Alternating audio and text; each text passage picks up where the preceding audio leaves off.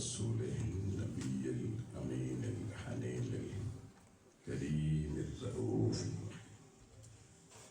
أما بعد فأعوذ بالله من الشيطان الرجيم. بسم الله الرحمن الرحيم. أهم يقسمون رحمة ربك نحن قسمنا بينهم معيشتهم في الحياة الدنيا ورفعنا بعضهم فوق بعض درجات ليتخذ بعضهم بعضا سخريا. صدق اللہ مولانا العظیم. اللہ رب العزت کی توفیق اور حضور نبی رحمت صلی اللہ علیہ وآلہ وسلم کی نگاہ شفقت سے آج کے جمعہ المبارک کی نشست میں حاضر ہیں. دعا اللہ کریم اپنے در سے ہمیں دین کی کثرت نصیب فرمائے. احباب گرامی، ہماری گفتگو جاری تھی معیشت کے حوالے سے. ہم نے یہ سمجھنا ہے کہ اسلام میں معیشت کا تصور حقیقی کیا ہے اور ہمیں کیا تصورات دیے جا رہے ہیں اور کیا نظام دیے جا رہے ہیں. قرآن مجید کی سورہ زخرف آیت نمبر 32 اللہ پاک نے فرمایا کہ یقسمون رحمت ربک، اللہ کی رحمت کو کوئی تقسیم نہیں کر سکتا اللہ کے علاوہ. آپ پیسہ کما سکتے ہیں، کسی کو دے سکتے ہیں، لیکن اس میں رحمت نہیں ڈال سکتے. یہ رحمتیں، یہ برکتیں صرف در مولا سے ملتی ہیں. نحن قسمنا بینہم معیشتہم فی الحیات الدنیا، دنیا کی حیات میں جو معیشت ہوتی ہے اس معیشت میں بھی وہ رحمت جس سے بندے کو سکون، استقرار اور استحکام مل رہا ہے، اللہ فرماتا ہے وہ معیشت صرف میں رب عطا کرنے والا، کوئی دوسرا نظام تمہیں عطا نہیں کر سکتا ہے. اور اس میں بعد ہم فوق بعض درجات، اس میں بعض بندے یہاں پر بعض یہاں پہ، کچھ معاشی طور پہ جن کو پختہ کچھ کو ناپختہ کہتے ہیں. لیتخذ بعضهم بعضا سخریا. اللہ تعالیٰ فرماتا یہ میں دیکھنا چاہتا ہوں کہ جنہیں میں نے دیا ہے اور جنہیں نہیں دیا ہے. کہیں جن کے پاس اونچی کوٹھی، اونچی اڑان، اونچی گاڑی، کہیں جن کے پاس یہ کچھ نہیں ہے وہ انہیں دیکھ کر ان کا تمسخر اور مذاق تو نہیں اڑا رہے. اور کیا پتہ یہ جو میں نے تمہیں دیا ہے دیکھنے میں زیادہ ہے، رحمت بھی میں تھوڑی ہو. اور جس غریب کا کچا گھروندہ ہو اور اس پہ بظاہر تو اس کے پاس زیادہ نہیں ہے لیکن شاید میری رحمت اس کے گھر میں زیادہ ہو. فرمایا سن لو لوگو، اصول اللہ کا یہ ہے معاشی، وَرَحْمَةُ رَبِّكَ خَيْرٌ مِّمَّا يَجْمَعُونَ. تم جتنا بھی جمع کر لو ان میں سب سے زیادہ بہتر تو وہ ہے جس میں اللہ کی رحمت ہے. ہم کثرت کی تلاش میں رہتے ہیں، رحمت و برکت کی تلاش میں نہیں رہتے. اب آپ گرامی، معیشت کہتے کس کو؟ معیشت کو اردو میں اکنامکس کہتے ہیں، اقتصادیت کہتے ہیں، انگریزی میں اکانومی کہتے ہیں. اقتصاد، اکانومی، یہ اس کی حقیقت کیا ہے؟ آپ دنیا کی کسی لغت میں آپ جائیں اور جا کے آپ اس کو کھولیں اور معیشت کا معنی دیکھیں، اس میں سادہ سا معنی اس کا کنکلین لب لباب میں بتا رہا ہوں، یہ ہوگا کہ انسان کی طلب، انسانی طلب کو بس ضرورت کفایت پورا کیا جا سکے. یعنی طلب بضرورت پورے کرنے والے علم کو اکنامکس کا نام دیا گیا. اب کائنات کا نظام ایسا ہے کہ اگر جتنی کسی چیز کی انسان کی ضرورتیں ہوں اتنی ہی اس کی طلب ہو، یعنی طلب اور ضرورت اگر ایک لیول پر آ جائے تو پھر کسی اکنامکس کی ضرورت نہیں پڑتی. پھر تو یہ سارا علم بیکار ہو جاتا ہے. ادھر ضرورت پیدا ہوئی، طلب پیدا ہوئی، ادھر ضرورت موجود ہے. تو جب ہر بندے کی طلب اور ضرورت اس کے پاس دونوں چیزیں ہوں تو اس کو پھر کسی اکنامکس کے علم کی ضرورت نہیں پڑتی. مسئلہ یہ ہے کہ دنیا میں انسانی خواہشات یہ بحر بے کنار کی طرح ہے. خواہشیں بھی رکتی نہیں ہیں، خواہشیں ہماری بہت زیادہ ہیں، لیکن ان خواہشوں کے مطابق، اس طلب کے مطابق اگر دیکھا جائے تو جو ضروریات اور وسائل ہیں وہ اس کے مطابق نہیں ہوتے. وہ اکثر کم نظر آئیں گے۔ اب وسائل کم ہیں، طلب زیادہ ہے، اس کو کیسے پورا کیا جائے؟ جو سسٹم ہمیں یہ بات سمجھائے گا کہ بھائی آپ کی خواہشات زیادہ اور ان کے مطابق وسائل کم ہیں، تو کس طرح سے نظام زندگی کو متحرک رکھا جائے، اب وہ سبجیکٹ جو ہمیں اس حوالے سے رہنمائی دیتا ہے اسے ہم اکنامکس کہتے ہیں۔ یہ اکنامکس کا بنیادی فلسفہ میں نے بتایا۔ اب پھر اکنامکس بھی آ جاتے ہیں نظریات، ایڈم اسمتھ کے نظریات، مارشل کے نظریات اور بے شمار دیگر معاشی ماہرین کے نظریات۔ لیکن اسلام میں کیونکہ اللہ اور رسول کی طرف سے ساری چیزیں آتی ہیں، تو اللہ اور اللہ کے رسول نے اس حوالے سے ہمیں نظام نہیں دیا، نظام انہوں نے پوری حیات کا دیا۔ ہاں البتہ ہمیں معاشی حوالے سے بنیادی افکار، بنیادی اصول اور ضوابط اللہ تعالیٰ نے ہمیں بتا دیے۔ اور یہ بھی ذہن میں رکھیں کہ اسلام معیشت کو انسان کا بنیادی مسئلہ قرار نہیں دیتا۔ دنیا کے باقی سارے نظام وہ کہتے ہیں انسان کا دنیا میں بنیادی مسئلہ معیشت ہے۔ اس لیے ساری آج بھی ہماری حکومتوں کی بھی ہر اسٹیٹمنٹ اگر آپ دیکھیں تو اس کو بنیادی مسئلہ سمجھ کے ہی ہمارے سامنے پیش کر رہی ہیں۔ لیکن اللہ کے قرآن مجید نے اس کو دو ٹوک لفظوں میں بتا دیا کہ بھائی تمہارا بنیادی مسئلہ جو ہے نا وہ معیشت نہیں ہے۔ بنیادی مسئلہ کیا ہے؟ آئیے قرآن مجید کو دیکھتے ہیں، قرآن مجید اس حوالے سے ہماری کیا رہنمائی کرتا ہے۔ اللہ رب العالمین نے ارشاد فرمایا، بڑے غور سے کہ سنیں، ولا، یہ سورہ طٰہٰ ہے، سورہ نمبر 20 ہے، آیت نمبر 131 132۔ ولا تمدن عینیک الی ما متعنا به ازواجا منهم زہرۃ الحیاۃ الدنیا۔ اللہ پاک فرماتا ہے کہ میرے محبوب انہیں بتا دیں کہ آپ دنیاوی زندگی جو ہے اس میں جو زیب و زینت، اس میں جو آپ کی خواہشات کا پورا ہونا، ان چیزوں میں کو تعجب کی نگاہ سے نہ دیکھیں، ان کے پیچھے نہ جائیں کہ ہر خواہش ہم نے پوری کرنی ہے دنیا میں، ہر طلب بس ہماری آ گئی تو اب پوری کرنی۔ جیسے بچہ ضد کرتا ہے میں نے یہ چیز کھانی لینی تو اللہ تعالیٰ کہتا ہے میرے محبوب ولا تمدن عینیک، آپ اپنی آنکھوں میں یہ والی چمک نہ لائیں، الی ما متعنا به ازواجا، کہ میرے پاس اتنی متاع زیست ہو، اتنی متاع حیات ہو، اتنی میرے پاس ایک معیشت ہو، اتنا پیسہ ہو کہ بس میرے سارے مسئلے حل ہو جائیں۔ منہم زہرۃ الحیاۃ الدنیا، دنیا کی زندگی میں یہ لطف اٹھانا معیشت سے، یہ میرے محبوب آپ کے سامنے یہ نہیں ہونا چاہیے۔ اب اللہ نے حضور کو جو فرمان فرما دیا، حضور کے توسل سے امت کو بتا دیا، انسانیت کو بتا دیا کہ بھئی یہ آپ کا بنیادی پرابلم ہے ہی نہیں معیشت، اس کو بنیادی مسئلہ نہ بنانا اپنی زندگیوں کا، بلکہ لنفتنہم فیہ، بلکہ فرمایا اس معیشت کے ذریعے کیا ہوگا؟ فتنہ پیدا ہوگا، آزمائش ہوگی۔ بس معیشت کو اپنے لیے آزمائش سمجھنا، مشکل حالات ہیں، اچھے حالات نہیں ہیں تو اللہ کی آزمائش ہے۔ اب اللہ کی آزمائش سے نکلنے کا یہ طریقہ نہیں آپ کے پیسے زیادہ کمائیں، آزمائش سے نکلنے کا طریقہ یہ ہے کہ آزمائش میں اللہ کو راضی کریں۔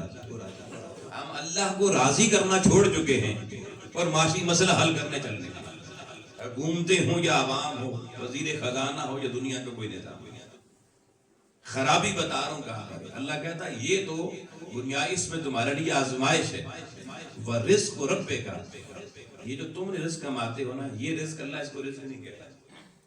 اللہ کہہ رہا اصل رزق وہ ہے وَرِزْقُ رَبِّكَ، اور تمہارے رب کا جو رزق ہے وہ خیر ہے، اس کے اندر خیر ہے، وَأَبْقَى، اور وہ ختم نہیں ہوتا، وہ ہمیشہ باقی رہتا ہے۔ یہ تو جو ہم کماتے ہیں ختم ہو جاتا ہے، اللہ کہتا ہے جو میں رزق دیتا ہوں وہ کبھی ختم نہیں ہوتا، ابقا، وہ فانی نہیں ہے، وہ باقی ہے۔ اب آپ سوچیں وہ کون سا رزق ہے جو فانی نہیں باقی ہے؟ واہ لوگوں، وہ نیکیوں کا اعمال صالحہ والا رزق ہے۔ یہ ہے بنیادی مسئلہ مسلمان کا جو ہم نے چھوڑ رکھے۔ کیا کریے جی، نیک اعمال کیسے کرے جی، اے پیٹ نہ لگائے۔ ہم نے اس پیٹ کی خاطر اس اصل رزق کو چھوڑ رکھا جو اللہ کا رزق ہے۔ اللہ کہتا ہے میں نے تو اس رزق سے تمہیں تولنا ہے. قیامت کو مجھے بتائیں اللہ آپ کے پیسے کسی ترازو میں تولے گا یا اعمال کرے گا؟ اگر آپ نے دنیا میں بنیادی مسئلہ معیشت کو سمجھا, پیسے ٹکے کو سمجھا, اس کا تو تولنا ہی نہیں ہے, اس کا تو حساب اس نے لینا ہے. تولے گا وہ صرف وہاں پر آپ کے نیک اعمال کو جو اصل رزق ہے. پھر فرمایا وَأَمُرْ أَهْلَكَ بِالصَّلَاةِ, اب فرمایا تو نے کیونکہ اصل مسئلہ تیرا کیا اس کو حل کرنا ہے, اس کے لیے وَأَمُرْ تجھے میں حکومت دیتا ہوں اہلک اپنے گھر والوں کے اوپر, اور تو اپنے بچوں سے یہ طلب نہ کر کے کروڑ روپے لے آؤ, ارب روپے اکٹھا 10 لاکھ اکٹھا کرو شادی کروں گا. وَأَمُرْ أَهْلَكَ بِالصَّلَاةِ, تم انہیں حکم دیا کرو کہ میری نماز نہ چھوڑنا. اب یہاں والدین کا چارٹر آف ڈیمانڈ اولاد سے پہلا تھا کما کے لاؤ, نماز پڑھو پاوے نہ پڑھو. اللہ کیا کہتا ہے وَأْمُرْ أَهْلَكَ بِالصَّلَاةِ, گھر والوں کو نماز کا حکم دے, وَاسْطَبِرْ عَلَيْهَا, اور خود بھی پڑھنی ہے. یہ نہیں کہ بچے پڑھیں اور آپ کہیں میں بڑھا ہوں میں کیا پڑھ گئی, فرمایا خود بھی اس پر عمل کرنا ہے. تیری معیشت بھی یہی ہے, تیری اولاد کی بھی اصل معیشت یہی ہے. لا نسألک رزقا, اللہ تعالیٰ کہتا ہے میں نے تم سے کوئی رزق مانگا؟ کبھی میں نے کہا کہ میں تمہارا فلاں کام تب کروں گا اتنی مجھے رشوت دو, اتنے مجھے پیسے دو, جیسے دنیا میں تم کرتے ہو لوگوں کو جناب بیچاروں کی ضرورتوں کے ساتھ کھیلتے ہو, کبھی رشوت کے نام پہ, کبھی اقربا پروری کے نام پہ, کبھی سود کے نام پہ, حرام خوری کے لیے تم نے منہ کھولے ہوئے. میں نے کبھی تم سے مانگا کہ مجھے بھی دو؟ میں تمہیں سب کچھ نہیں دے رہا. اگر میں رب تم سے کچھ لیے بغیر سب کچھ دے رہا ہوں تو تم بھی میرے بندوں کے کام لیے بغیر کر دیا کرو. یہاں جس محکمے میں جائیں جی بجلی کا میٹر لگوانا ہے, ایک لائن مین ہوگا, وہ پہلے گئے کہتے رہو میرے سے ڈیل کرو 50,000 تو لگوا دے. وہ ظالم اگر اللہ تجھے کہے کہ یہ جس زبان سے تو مانگ رہا ہے اس زبان سے بولنے کے لیے مجھے 50,000 دیا کر, تیرا کیا بنے گا؟ پھر کہاں تو بنا لے گا؟ آپ کو اللہ نے کوئی ٹھیہ دے دیا, کوئی چھوٹی سی دکان ہے سبزی کی, فروٹ کی, کوئی بنیادی ضروریات زندگی کی. آپ کے پاس امیر آتا ہے, گاڑی پہ آتا ہے, بائک پر آتا ہے, آپ کو پتا بندہ بیل ٹوٹ گیا, پیسے لے لیتے ہیں. ایک 50 بندوں میں ایسا بندہ آ جاتا ہے کپڑے پھٹے ہوئے, جوتے پھٹے ہوئے, بیچارے کا حال کوئی نہیں ہے, آپ اسے بھی کہتے ہیں میں 200 روپے کلو دوں گا. وہ بابا اگر آپ کی خرید 100 روپے کلو تو اس کو 100 کا دے دو, کیا چلا جائے گا؟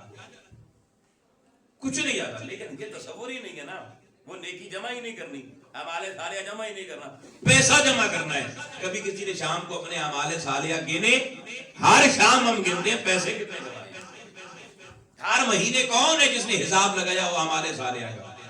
کوئی بھی نہیں کرتا. ہر مہینے صرف ایک ہی حساب ہو رہا ہے, پیسے تنخواہ کرنے کا. میں یہ غیروں کا فلسفہ تھا, وہ میں بتاؤں گا آپ کو, ہمارا نہیں تھا. افسوس ہم بھی ان کے پیچھے جاتے. تو اللہ تعالیٰ نے کہا لا نسألک رزقا, میں تم سے رزق نہیں مانگتا, نحن نرزقک, میں تو رزق دینے والا ہوں. میری مخلوق کو تھوڑی سی رائلٹی دیا کرو, اس کے ساتھ اچھے ہو جاؤ. ان کی دیکھو ہر بندہ ایک جیسا نہیں ہوتا, 5 انگلیاں برابر نہیں ہوتی. تم ایک آپ دیکھیں نا محکمے کسی میں چلے جائیں, یہ کہاں سے یہ نظام ہے, سارے آگے سمجھاؤں گا. بجلی کا میٹر ہی لگوانا ہے, غریب جس کے کھانے کا پیسہ نہیں ہے اس سے بھی اتنی رشوت, اتنے ہی پیسے, اتنا ہی ڈیمانڈ نوٹس, اور کروڑ پتی کا. یہ انسانیت ہے, اس کو نظام کہتے ہیں. اسلام ایسا نظام نہیں ہے, ذہن میں رکھنا. اسلام کہتا ہے بندے کی ضرورت دیکھو, اس کی حالت دیکھو, اس کے مطابق اسے ٹریٹ کرو. آپ کا ایک پلاٹ ہے, آپ اچھے خاصے جناب ارب پتی ہیں, آپ چاہتے ہیں ارب پتی بندہ ہی مجھ سے خریدے تاکہ زیادہ پیسے دے کے دے. کبھی سوچا کسی غریب کو دے دوں, تھوڑے پیسے لے لوں, اللہ مجھے رزق دے گا؟ نہیں, بندہ رزق دے گا. کدھر ہے ایمان اللہ کے رزق والا؟ کسی بے گھر کو بیچارے کو بسا دیتے, اللہ قیامت کو جنت میں آپ کو بسا دیتا ہے. وہ سوچ کدھر ہے؟ کیونکہ ہمیں معاشی سسٹم کسی غلط میں لگا دیا گیا, سوچ ہی ہماری غلط ہو گئی, کیونکہ ہم پیدا ہی کسی اور ماحول میں ہوئے ہیں. اسلام کی اس رحمت والے رزق کی روشنی میں ہماری پیدائش نہیں ہوئی. ہمارے گھروں کا, ہمارے ملک کا نظام سارے کا سارا آوے کا ہوا بگڑا ہوا ہے.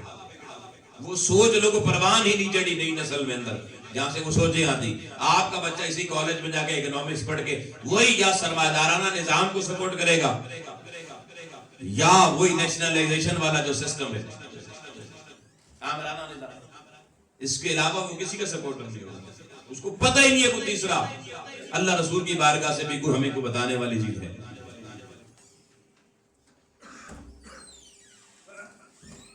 تو اللہ کی ذات کہہ رہی ہے کہ بھائی میں تمہیں رزق دیتا ہوں، وَنَحْنُ نَرْزُقُكَ، ہم آپ کے رزق کا بندوبست کرتے ہیں، وَالْعَاقِبَةُ لِلتَّقْوَىٰ، یہ ہے اصل بنیادی ہمارا مسئلہ، وَالْعَاقِبَةُ، دنیا نہیں، عاقبت آخرت کو کہتے ہیں۔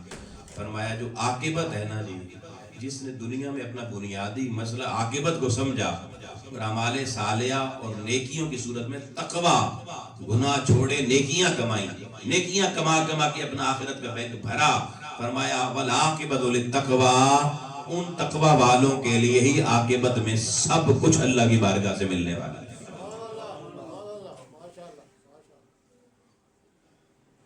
یہ میں نے قرآن سے وہ فکر آپ کو دے دی۔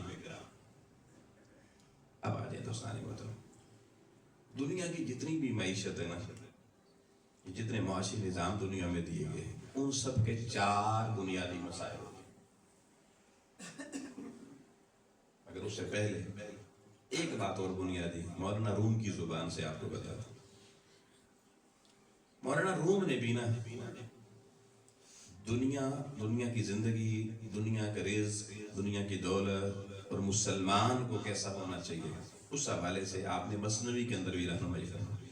آپ فرماتے ہیں آپ اندر زیر کشتی پشتی است، آپ اندر زیر کشتی پشتی است، آپ در کشتی ہلاک کشتی است۔ یہ فارسی زبان میں مثنوی معنی کیا ہے؟ وہ کہتے ہیں آپ اندر زیر کشتی، اگر پانی کے اندر کشتی ہو لیکن کشتی پانی کے نیچے ہو تو پشتی است، وہ اس کو سہارا دیتا ہے، تیراتا ہے، کنارے پہ لے جاتا ہے، کنارے پر منزل پہ لے جاتا ہے۔ لیکن آپ در کشتی، لیکن اگر پانی کشتی کے اندر گھس آئے تو ہلاک کشتی است، اس کشتی کو ہلاک کر دیتا ہے۔ اور آج کل پاکستانیوں کی تو کشتیاں ڈوب رہی ہیں، آپ سن رہے ہیں، ہم ہر غلط راستہ جو ہم نے اختیار کیا۔ بتانا کیا چاہتے ہیں مولانا رومی؟ وہ کہتے ہیں لوگوں کہ یہ جو دنیا ہے نا، دنیا سننا جی، دنیا کا مال و متاع، دنیا کی متاع زیست، متاع حیات، یہ سب کچھ سمندر کے پانی کی طرح ہے، اور انسان اور مسلمان بالخصوص اس دنیا میں کشتی کی طرح ہے۔ اب دنیا کا نظام تو اسی دنیا کے ضروریات سے چلنا ہے، دنیا کے مال و اسباب سے چلنا ہے۔ وہ تو کہتے ہیں دنیا کا مال و اسباب ٹھیک ہے، تو کما، تو اپنی ضرورتیں پوری کر، اللہ منع نہیں کرتا، لیکن اس طرح پوری کر جس طرح کشتی پورا کرتی ہے کہ وہ پانی کے اوپر رہتی ہے، پانی کے نیچے نہیں جاتی۔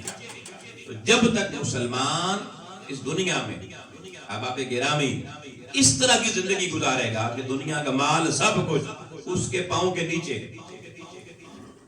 اس کی سوچ کے ذریعے اس کے وجود کے اندر نہ جائے، وجود کے باہر رہے، یہ وجود اس دنیا کے سمندر میں تیرتا رہے، اور دنیا کی متاع، دنیا کی کوٹھیاں، گارے، بنگلے، جو اور معیشت اس کے پاس ہے، سب کچھ ہو لیکن بندے کے اندر نہ ہو، باہر ہو، تو وہ کہتے ہیں تب تک وہ تیر کے یہ دنیا کی کشتی اسے کنارے پر لے جائے گی، محشر میں جنت کے کنارے پر۔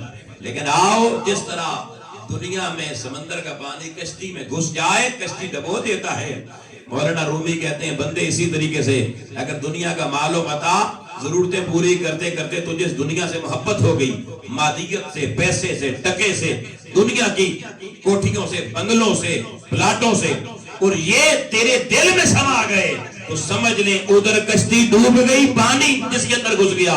ادھر اگر دنیا کی خواہشات کا پانی اور دنیا طلبی کا پانی تیرے دل میں، تیرے وجود میں گھس آیا، یہ تجھے ڈبو کے جہنم کے سائے۔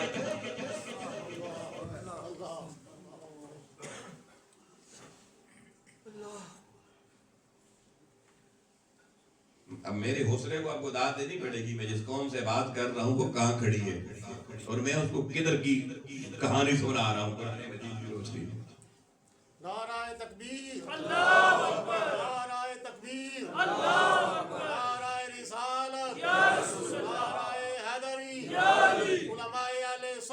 لیکن سارے بندے مشرق کی طرف منہ کر کے کھڑے ہونے والے ہوں، انہیں کوئی کہے کوئی مغرب کی طرف منہ کر کے نماز پڑھے تو مشکل ہوتا ہے نا، وہ سارے تو مشرق پرست ہیں۔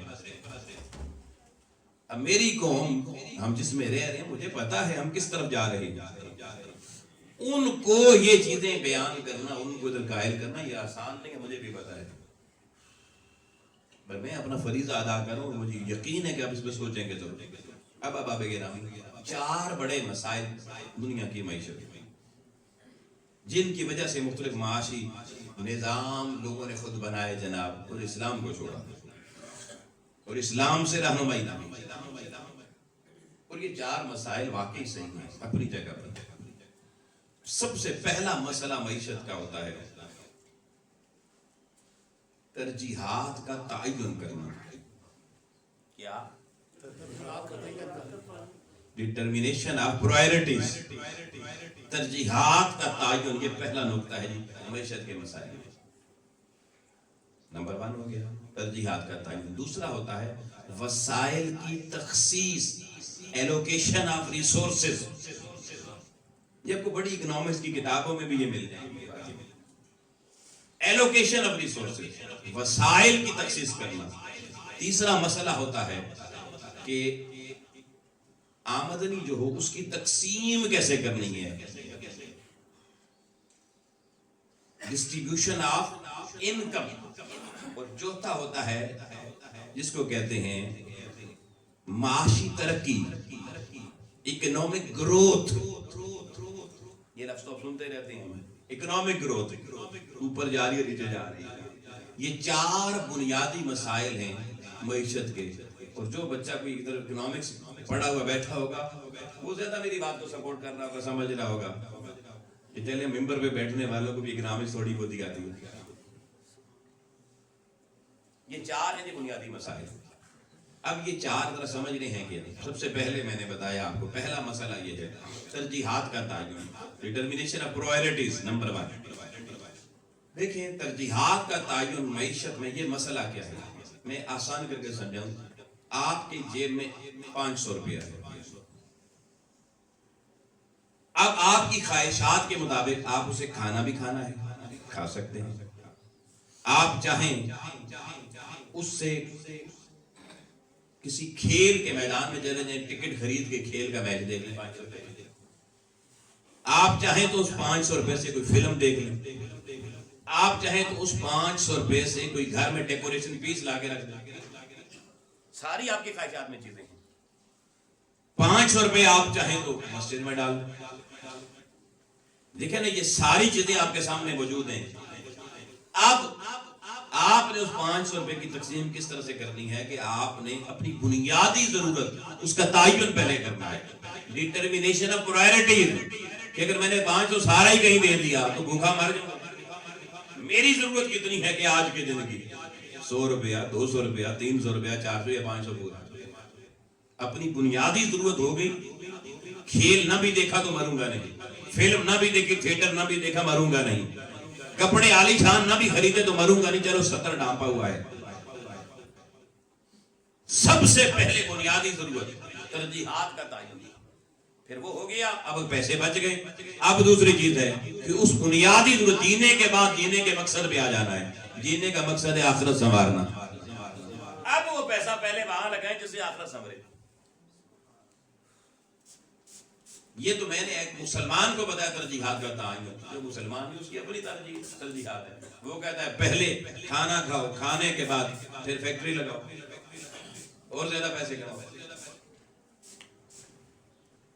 لیکن اکنامکس کہتی ہے کہ پہلا اکنامکس کا مسئلہ بنیادی یہ ہے کہ ترجیحات متعین ہو، اور جن کی زندگی میں ترجیحات متعین نہیں ہوتی وہ مشکل میں چلے جاتے۔ نمبر 1۔ نمبر 2، اب دوسرا مسئلہ سمجھیں، وسائل کی تخصیص۔ وسائل کی تخصیص کا معنی یہ ہے کہ دیکھیں آپ کے پاس زمین ہے اور ادھر آپ کا ایک فیکٹری بھی ہے، اب اس کو سمجھنا وسائل کی تخصیص۔ اگر آپ نے ساری زمین میں گندم کاشت کر دی اور فیکٹری لگائی ہوئی ہے آپ نے کپڑا بنانے کی، کپاس کی، اور کپاس اور روئی آپ نے کاشت نہ کی، تو آپ کو گندم تو مل جائے گی لیکن فیکٹری چلانے کے لیے جو چیز چاہیے وہ نہیں ملے گی۔ اب تخصیص وسائل کی یہ ہوتی ہے کہ آپ کتنی جگہ پر گندم لگائیں، کتنی جگہ پہ چاول لگائیں، کتنی جگہ پہ کپاس لگائیں، تاکہ یہ بھی کام ہو جائے وہ بھی ہو جائے۔ یہ تخصیص کرنا یہ دوسرا اکنامکس کا مسئلہ ہوتا ہے۔ صحیح تخصیص اگر کر لی جائے، ایلوکیشن آف ریسورسز کو صحیح جگہوں پر یوٹیلائز کر لیا جائے تو آپ کی اکانومی بہتر ہو جائے گی۔ یہ سیکنڈ مسئلہ۔ تھرڈ مسئلہ یہ ہے کہ انکم جو جنریٹ ہوتی ہے اس سے، اس کو ڈسٹریبیوٹ کیسا کیا جائے۔ بھئی انکم جنریٹ کرنے والا کسان ہے، مزدور ہے، بیچارہ محنت کش ہے، ادھر حکومت اور ریاست اسٹیٹ ہے، اس کو بھی ضرورت ہے آپ کے مال کی، اس کی اپنی ضرورت ہے جس نے سارا اپنا سرمایہ لگایا ہے، پھر غریب یتیم ان کے بھی حقوق ہیں ہمارے ہیں۔ اب وہ آمدنی کی تقسیم کس طرح سے ہو کہ معاشرہ اس میں انصاف اور عدل بھی رہے اور میرا روی کا وہ شکار بھی نہ متوازن رہے۔ چوتھا مسئلہ اکنامکس کا ہوتا ہے کہ بھائی اب تو ضرورت پوری کر لی، ضرورتیں بڑھتی چلی جا رہی ہیں، آئندہ بیج بہتر نسل کا ہو، اس زمین سے زیادہ فصل کیسے حاصل کرنی ہے، اس کارخانے سے زیادہ پروڈکشن حاصل کیسے کرنی ہے۔ یعنی اکنامک گروتھ، اس میں دو بنیادی چیزیں ہوتی ہیں۔ ایک جو چیز آپ پیدا کر رہے ہیں اس کی کوالٹی اچھی ہونی چاہیے، کوالٹی اور معیار بہتر ہونا چاہیے۔ یہ اکنامکس اوپر تب جاتی ہے۔ اگر کوالٹی تھکی ہوئی ہوگی تو پھر اکنامکس بہتر نہیں ہوتی۔ جیسے ہمارے یہاں ہمارے لوگ نے پچھلے سالوں میں کوئی گاڑیاں بنائی، بدنی بریوو اور کیا کیا فلاپ ہو گئی۔ وہ 2024 ماڈل بھی کوئی 10 لاکھ کی لینے کے لیے تیار نہیں ہے، اور دوسری طرف جاپان کی بنائی ہوئی 1996 ماڈل کی سے زیادہ مہنگی ہوئی۔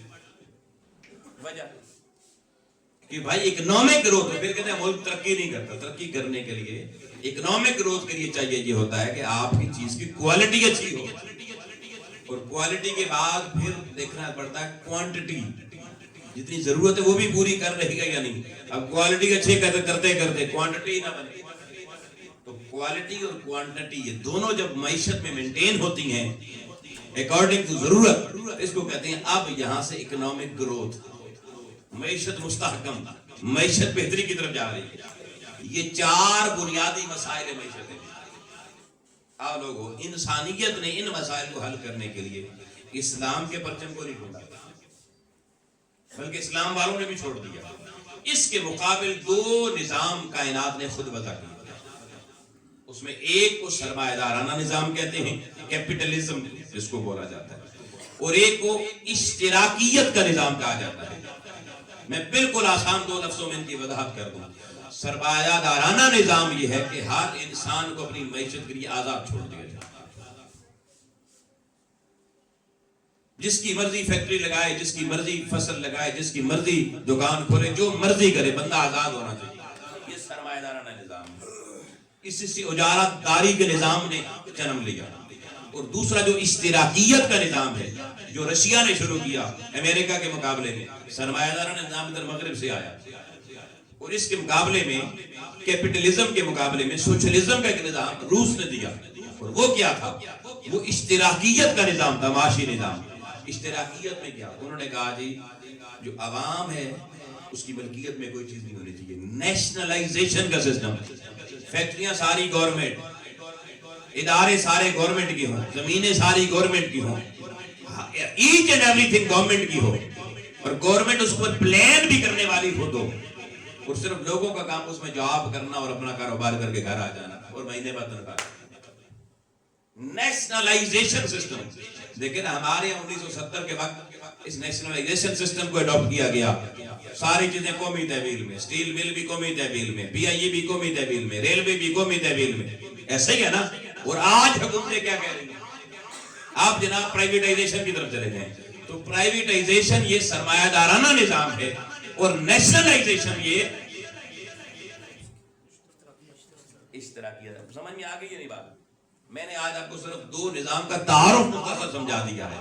اب ان کی اصول کیا تھے, ضابطے کیا تھے, انہوں نے انسانوں کے ساتھ کیا کیا, ان کے اصولوں کے مطابق یہ کامیاب ہوئے ناکام ہوئے, یہ اگلے جمعے کو ہماری گفتگو کا موضوع ہوگا انشاءاللہ تعالی. تھوڑی پیچیدہ ٹرم ضرور ہوں گی لیکن میں کوشش کروں گا کہ اس طرح عام کر کے آپ تک پہنچوں. جیسے میں نے پورے نیشنلزم کو اور پورے کیپٹلزم کو اس آسان لفظوں میں آپ کے سامنے رکھ دیا, اب شاید بھولنے والی بات نہیں رہی. انشاءاللہ تعالی اگر اللہ نے چاہا تو میں ایک حدیث پہ صرف اختتام کرنا چاہ رہا ہوں. اب کیونکہ اسکول بھی کھل گئے, تھوڑا ہم لیٹ بھی ہو جاتے ہیں, تو انشاءاللہ جمعہ اب ہم 2 بجے پڑھا کریں گے تاکہ یہ باتیں ہم آپ سے کچھ ڈیلیور کر سکیں. اب جو حدیث آپ کے سامنے میں پیش کرنے جا رہا ہوں یہ بہت توجہ طلب ہے, کیونکہ خیرات میں نے قرآن سے بات شروع کی تو حضور کے فرمان پہ ختم کرنا چاہتا ہوں. یہ سنن نسائی کی حدیث نمبر 2500 ہے, 2500 نمبر حدیث ہے. آپ اس کو ذرا سمجھنا. حضور علیہ الصلوۃ والسلام نے فرمایا لا یبیع,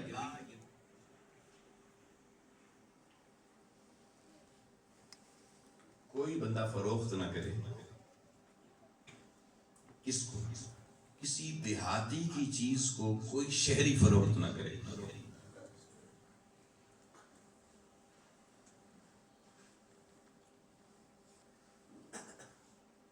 کسی دیہاتی کی چیز کو کوئی شہری فروخت, بلکہ دع الناس, لوگوں کو آزاد چھوڑ, اپنی پروڈکٹ بیچنے کے لیے, سیل کرنے کے لیے انہیں دع الناس, انہیں چھوڑ دو, آزاد چھوڑ دو.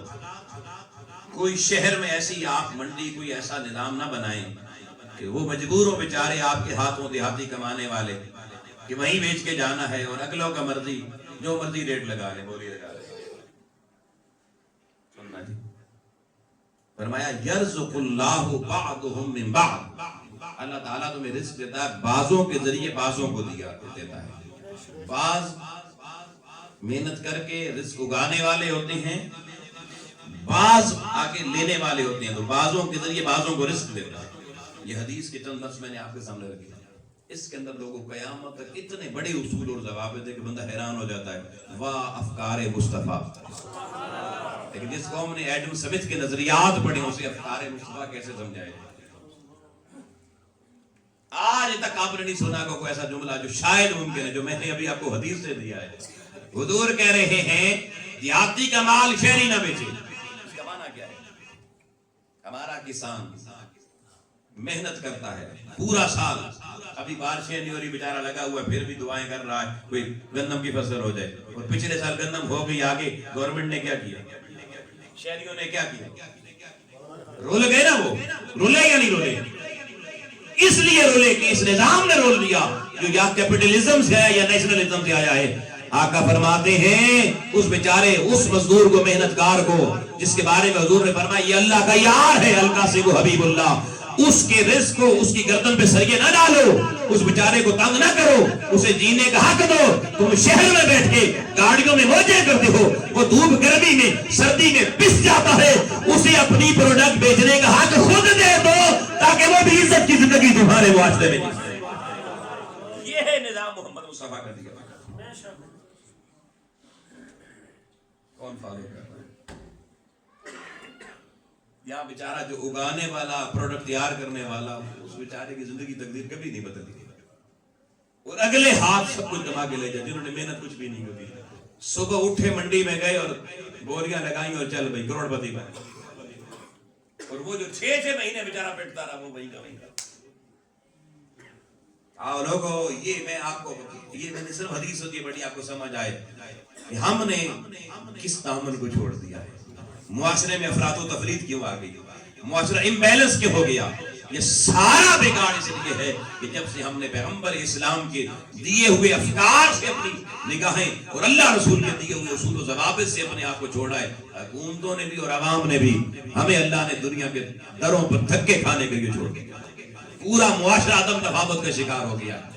آؤ اہل اسلام, اگر پھر سے تم چاہتے ہو یہ لوٹا ہوا قافلہ پھر سے اپنی منزل کی طرف چل پڑے, اور اسے کوئی سنبھالنے والا, اس کی پشت پہ کوئی ہاتھ رکھنے والا ہو, تو وہ ایک ہی در ہے, وہ ایک ہی در ہے, نام 2 ہے, در ایک ہے, اس کو مصطفیٰ کے